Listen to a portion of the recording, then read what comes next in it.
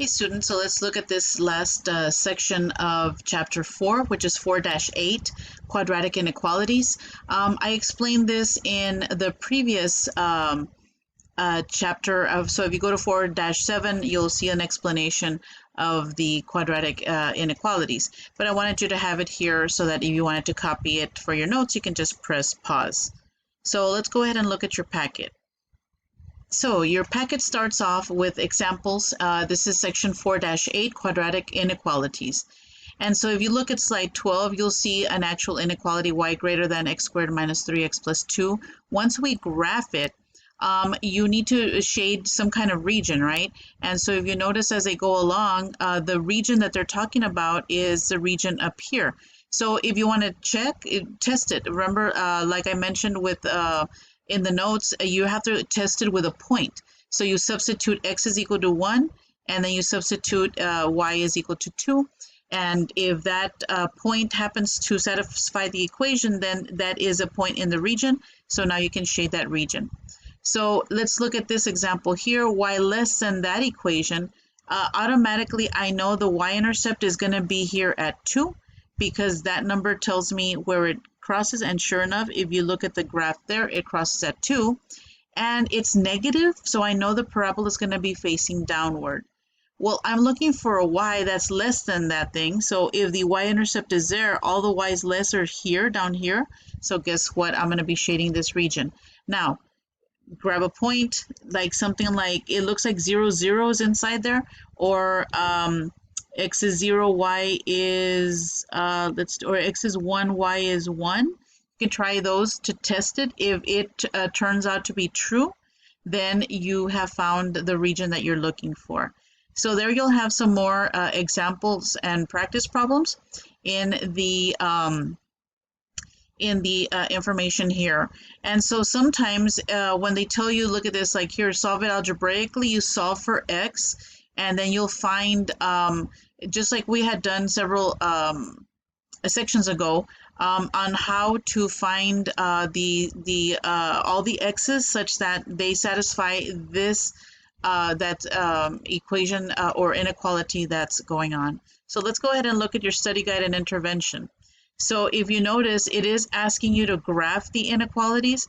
So I'm just going to pick one at random here. Let's try this one here. And so basically what you need to do is try to graph this. I already see some things that I recognize. For example, I see that this is negative, and so I know it's going to face downward. This is a -6, so that's my y-intercept. So let's go ahead and start doing those things. So I know this parabola is going to cross at -6, so let's already put that point. So the -6, I can already put that -1, -2, and 3, and 4, and 5, and 6, right at that point, and -6. And I wanted to kind of grab the calculator just real quick. If you don't have one, that's okay. But I just wanted to show you, if we do graph this, what would it look like? And so we can kind of see, oh, so that's what it would look like. Let's see what things in the equation give me that, or that inequality give me that information. So if you notice here, I'm going to go to a graph. So by pressing that button, and I'm just going to punch in the equation exactly like I see it. So -x squared plus 4x minus 6, enter. So this is the equation, the graph of the inequality. Wow, something very interesting though. How many roots does this have? Well, I see 0, right? There are no roots. So it's actually not 0, it's an empty set, right? And so this parabola, see how it does cross right here where I kind of place my point, but notice how it has a maximum value at y is -1, it looks like about -2. And so, which would be that part right there. So, and if you notice also it's +1, +2 here, it looks like. So I can kind of go ahead, and it looks like it's going to reach a maximum of that point. Now, what we do know about parabolas, obviously, is that they are symmetric, right? And so pretty much if this went out 2 units, it should go out 2 units also this way, which would be about right there. So One of the recommendations I'm going to make for you, if you don't have a calculator, or you can use a Desmos.com calculator if you can. If not, build a table. And so what I'm going to do, just to save some time, Control T, is I'm going to use a table from the calculator. So if you notice, so the calculator here shows us that, let me just make sure you can see it in the recording. The calculator shows us some points and what they equal. So let's say when x is a 1, right? So when x is 1, all I have to do is come in here and substitute a 1 in its place to see what I get. So this is where I would have to be careful and do the right algebra. So let me just show you what I'm referring to as we substitute that 1. So I want to show you something. In this problem, we have negative x squared. Now, this is not the same as having negative x squared. Can you see why these two things are not the same? Well, in this case, all you're doing is squaring the x, and then you're making that negative. Over here, you're making the negative x first, then you square it. So if it's negative times negative, then it becomes positive. So in this case, we don't have parentheses, so you have to be careful. You have to follow not this example, but this one right here. So as I place the negative 1 in the place of the x, that is squared, and then you have a negative outside of it. So be very careful with when you're doing these problems. Well, actually, we're substituting a positive 1, right? Because I just said to put a 1 here. So if it's a positive 1, I square it. So 1 squared is 1 times 1 is 1. Then you got to bring down the negative. You see how that's very different than if I had done negative 1, place it for the x, and then squared. This negative did not stay outside as it should have. Here you're thinking that that negative right there was coming from that 1. So no, so be very careful. This is not the right way to do it. This is the correct way to do it. So that's negative 1. And if I place a 1 here, it's 4 times 1 is 4. So I actually have negative 1 plus 4 and then minus 6. So we could start with these two. 4 minus 1, that's 3. 3 minus 6, that is equal to negative 3. So when x is 1, y is negative 3. X is 1, y is 1 to negative 3. And that makes total sense because if you notice, my parabola kind of is already forming. And you saw it when I used the calculator, that's pretty much what it looked like. So just, some tips and tricks, you got to be very careful. So it asks us to graph the inequality. Then again, here you have some more explanation of solving some of these by finding roots and so on. So basically now we're dealing with inequalities. So let's go ahead and do one of these examples so we can see what we're dealing with. So let's do question number 2.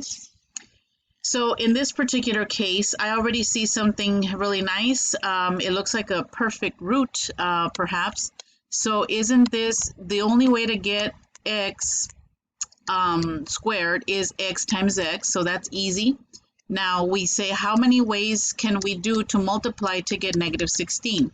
Well, since I need two numbers that will cancel because there's nothing in the middle here, there's no linear term, there's like the bx is missing. So I need two numbers that are opposites of each other. And what are two opposites? Well, 4 times negative 4 would do it. Because 4 times negative 4 gives me negative 16, and when I add these, 4 plus negative 4, so really you're taking 4 minus 4, you get 0. So there's 0, there's nothing here, there's no bx term inside, there's nothing, so nothing is 0. So this would do it. So I would need a positive 4 and a negative 4. That would be less than or equal to 0. So now I got to solve for my x's in this particular case, right? Now remember, we can treat this and pretend this is an equal sign here, which I know it isn't, but let me erase that. It's only to help us graph this particular parabola because we're dealing with an inequality, right?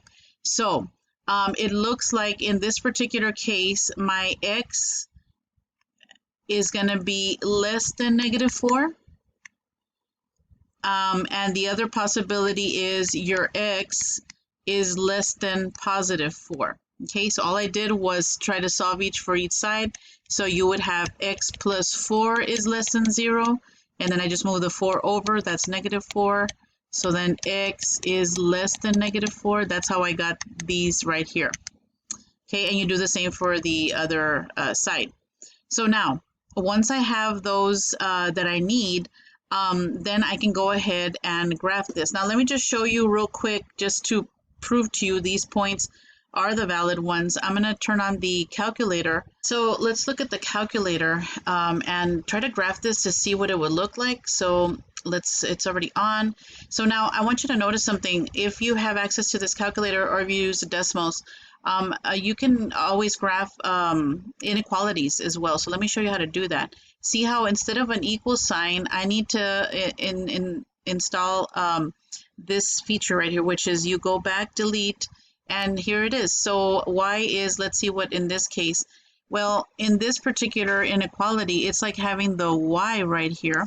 And so y is, if you notice, the open end is to the y, so y is greater than. So if I go back to my calculator, I need to enter the y greater than, which is number 4. Notice how it'll automatically turn it into a relation, and then you just enter what you have, x squared minus 16. So x squared minus, be very careful, enter the minus, not the negative, so that you don't get some wrong answer. And there it is. That's the parabola I'm looking for. As you can see, it crosses at 1, 2, 3, 4.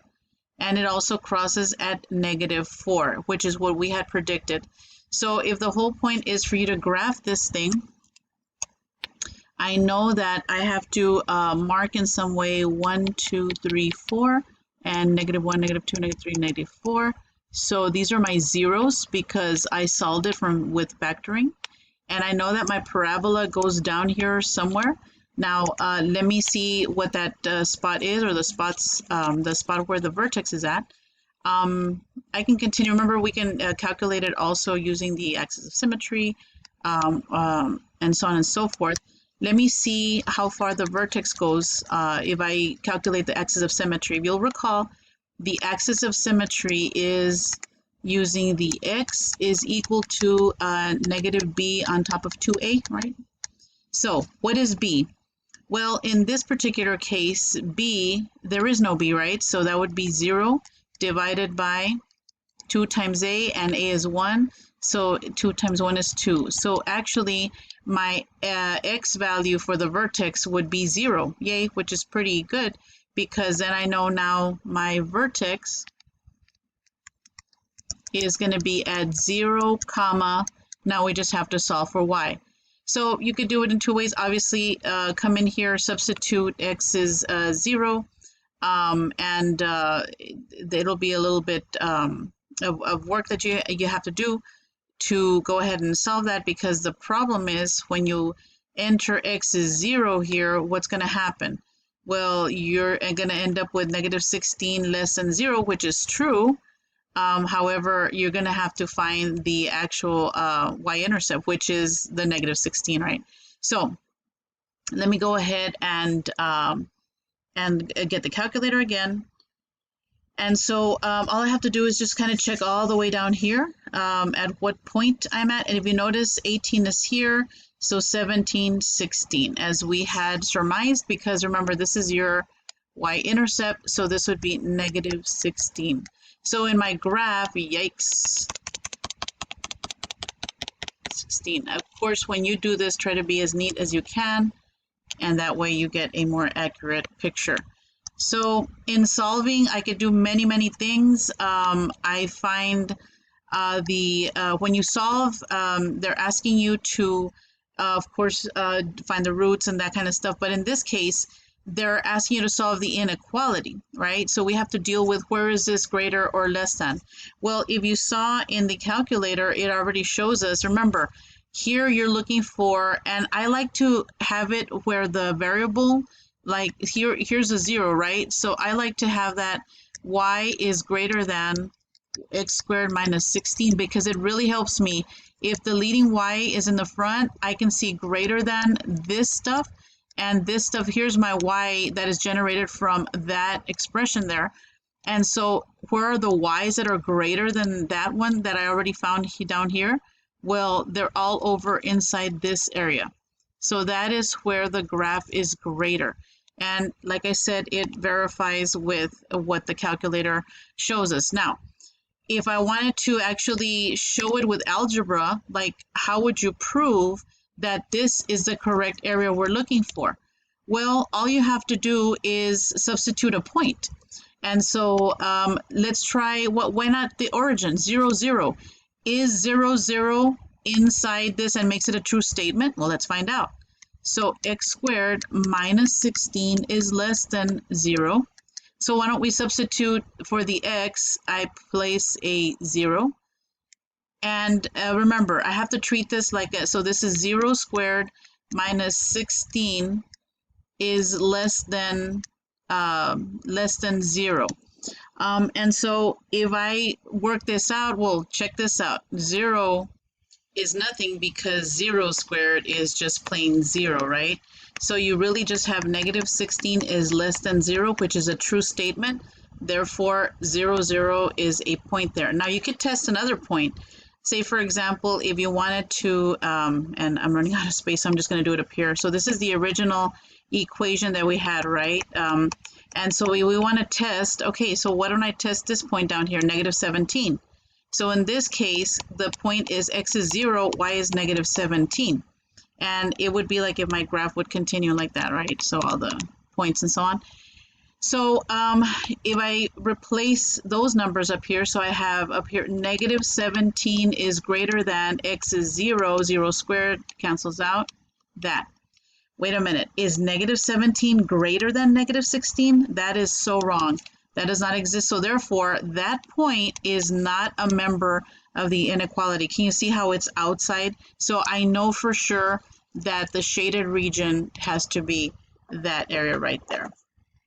And then you're going to have some more practice problems. Same thing, graph the inequalities. Remember to shade, since we are dealing with, always have a look at that.